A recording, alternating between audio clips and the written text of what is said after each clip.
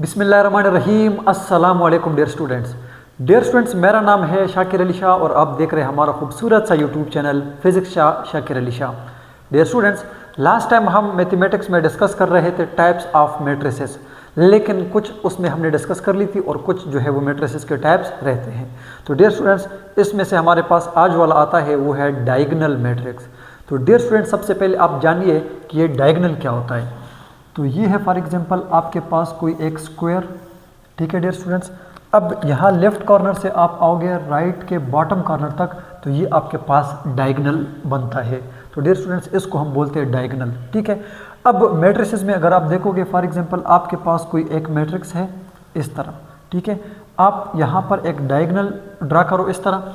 अब इस डायगोनल पर कोई ना कोई एलिमेंट ज़ीरो के बगैर होना, ठीक है। और इसके अलावा बाकी यहाँ डायगोनल के ऊपर और डायगोनल के नीचे जो एलिमेंट्स हैं वो सारे के सारे ज़ीरो हो और इस डायगोनल पर कोई एक नॉन ज़ीरो एलिमेंट हो, तो हम बोलेंगे कि ये वाला मैट्रिक्स जो है ये डायगोनल मैट्रिक्स कहलाता है, ठीक है। तो मैंने यहाँ पर लिखा है a square matrix in which all the elements are zero except the diagonal.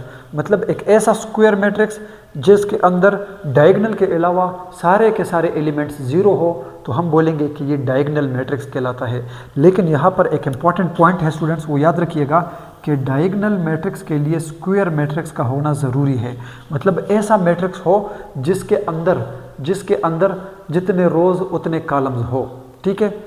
जितने रोज़ और जितने कॉलम हो, मतलब 2 रोज़ है तो 2 कॉलम, इसी तरह 3 रोज़ है तो 3 कॉलम। लेकिन यहाँ पर अगर आप डियर स्टूडेंट्स फॉर एग्जांपल मैं यहाँ पर आपको ड्रा करता हूँ 1 0 2 0। अब डियर स्टूडेंट्स आप मुझे बता दें कि क्या ये डायगोनल मैट्रिक्स है या नहीं है। तो जब आप डायगोनल ऐसे ड्रा करोगे डियर स्टूडेंट्स, तो देखो डायगोनल के अलावा यहाँ पर कोई एक एलिमेंट ऐसा आ रहा है जो नॉन ज़ीरो है, इसीलिए ये वाला डायगोनल मैट्रिक्स नहीं है। डायगोनल वाला कौन सा हो सकता है? इस तरह ये है 2 0, जिस तरह यहाँ पर ये है 2 0 0 3। अब आप देखोगे डियर स्टूडेंट्स कि इसके अंदर डायगोनल पर जो है वो नॉन ज़ीरो है और डायगोनल के अलावा बाकी एलिमेंट ज़ीरो है, तो इसीलिए ये भी आपके पास डायगोनल मैट्रिक्स है।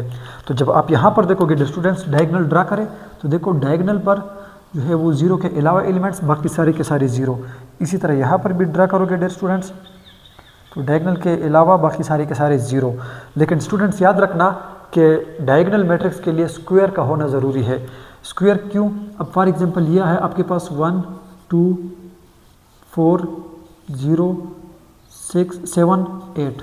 जब आप यहाँ पर देखोगे ना स्टूडेंट्स, आप ऐसे आओगे डायगोनल ड्रा करने, ऐसे आओगे तो देखो अब पहले रो का पहला एलिमेंट, दूसरे का सेकंड, इसी तरह थर्ड का तीसरा होना चाहिए था, लेकिन अब यहाँ पर नहीं है। और ये जो है यहाँ पर एक एलिमेंट अगर यहाँ पर होता तो तब ये डायगोनल, इसीलिए यहाँ पर डायगोनल बन ही नहीं सकता।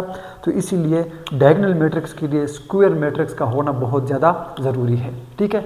तो आप ये कहोगे a rectangular matrix can not be diagonal matrix. मतलब अगर रेक्टेंगुलर मैट्रिक्स हो तो वो कभी भी डायगोनल मैट्रिक्स नहीं हो सकता, क्योंकि उसके अंदर जो है डायगोनल ड्रा ही नहीं हो सकता। डायगोनल के लिए जो है मैट्रिक्स का स्क्वायर होना बहुत ज़्यादा ज़रूरी है।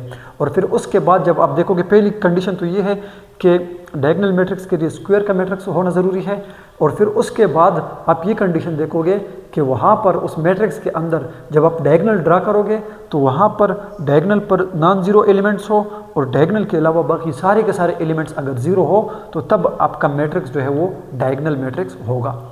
इसके बाद यहाँ पर आता है डियर स्टूडेंट्स, और वो है स्केलर मैट्रिक्स। स्केलर मैट्रिक्स भी एक तरह का आपके पास क्या है, जो है ये डायगोनल मैट्रिक्स है। मतलब इसके डायगोनल पर एलिमेंट्स हो, लेकिन इसकी अच्छी बात यह है कि डायगोनल पर सारे के सारे एलिमेंट्स एक जैसे हो। अगर 1 है तो सब डायगोनल में मैट्रिक्स मतलब एलिमेंट जो है वो 1 होने चाहिए। इसी तरह अगर 2 है तो फिर डायगोनल पर सारे के सारे एलिमेंट जो है वो 2 होने चाहिए और इनके बगैर जो है वो 0। जिस तरह फॉर एग्जांपल ये आपके पास डायगोनल है डियर स्टूडेंट्स, अब देखो सारे 1 1 है, ठीक है। तो ये आपके पास स्केलर मैट्रिक्स। तो इसी तरह यहाँ पर आप देखोगे तो 7 7 है, इसीलिए ये भी आपके पास स्केलर मैट्रिक्स। और यहाँ पर अगर आप देखोगे तो ये क्या है 1/2 1/2 1/2, तो ये भी आपके पास एक स्केलर मैट्रिक्स है। मतलब ये है कि scalar matrix is a special case of diagonal matrix. तो ये उसके डायगोनल मैट्रिक्स का एक स्पेशल केस है जिसमें सारे के सारे एलिमेंट्स जो है वो एक जैसे हो। क्लियर? अच्छा, अब स्टूडेंट्स अब यहाँ पर आता है वो है आइडेंटिटी मैट्रिक्स। कौन सा मैट्रिक्स? Identity matrix. तो आप कहोगे स्क्वायर मैट्रिक्स। आइडेंटिटी के लिए भी स्क्वायर का होना ज़रूरी है। In which all the elements are equal to 1 on diagonal. आप ये कहोगे कि ये आपके पास एक ऐसा स्क्वायर मैट्रिक्स हो जिसके डायगोनल पर सारे के सारे क्या हो? 1 हो, और इसके अलावा बाकी सारे के सारे एलिमेंट्स क्या हो? 0 हो। देखो मैं सबसे पहले आपको दोबारा बता देता हूँ कि डायगोनल पर कोई ना कोई एलिमेंट हो, कोई भी एलिमेंट्स हो और उसके बगैर सारे के सारे 0, तो वो डायगोनल मैट्रिक्स। ठीक है। फिर स्केलर मैट्रिक्स के लिए क्या कि डायगोनल पर एलिमेंट्स हो सारे एक जैसे हो। ठीक है, सारे क्या हो? एक जैसे हो, और इनके अलावा बाकी सारे के सारे एलिमेंट्स क्या हो? 0 हो।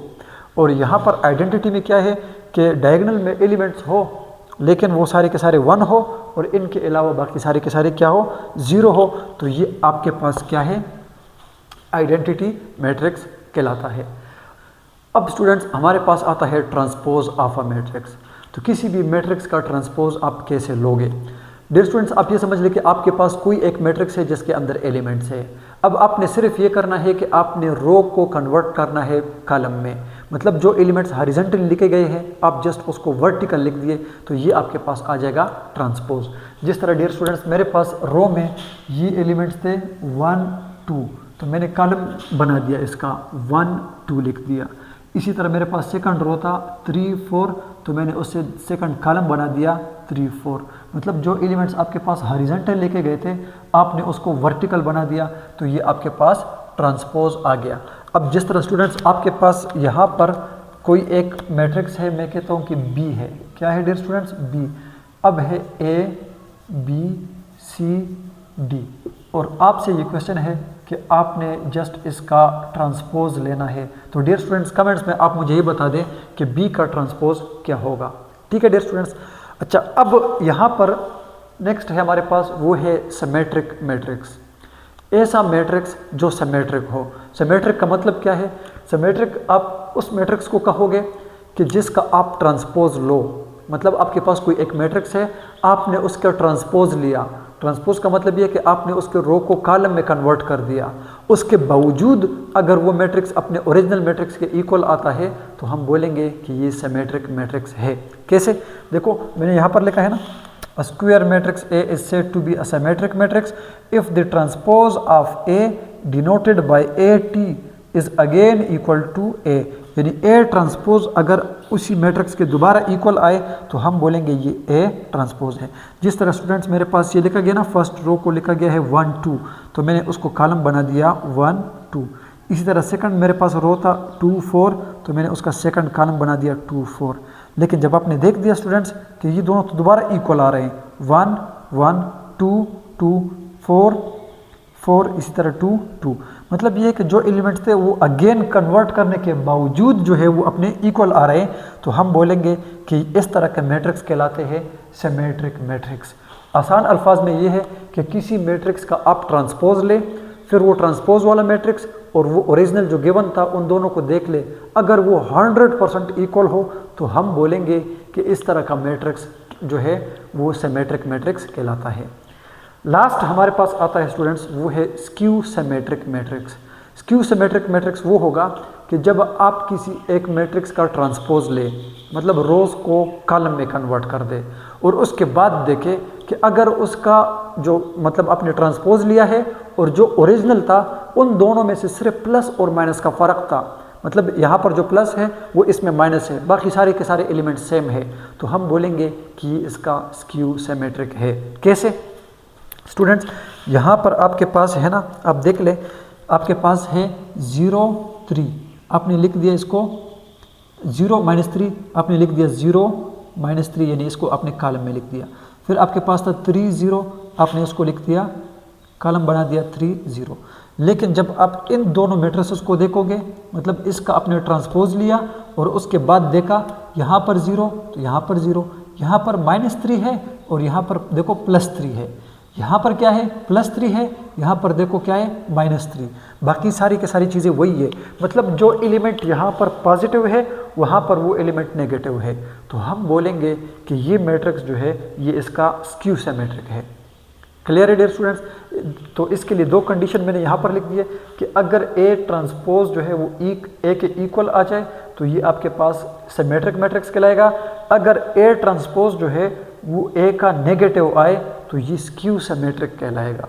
तो डियर स्टूडेंट्स, ये था हमारा आज का लेक्चर कि आज के लेक्चर में हमने डायगोनल मैट्रिक्स के बारे में पढ़ा, फिर उसके बाद स्केलर मैट्रिक्स के बारे में पढ़ा, आइडेंटिटी और इसी तरह ट्रांसपोज लिया।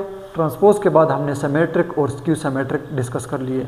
इसके बाद हम आ रहे हैं इंशाल्लाह एक्सरसाइज 1.2। तो डियर स्टूडेंट्स, हमारे साथ रहिए, अपना ढेर सारा ख्याल रखें। अल्लाह हाफ़िज़।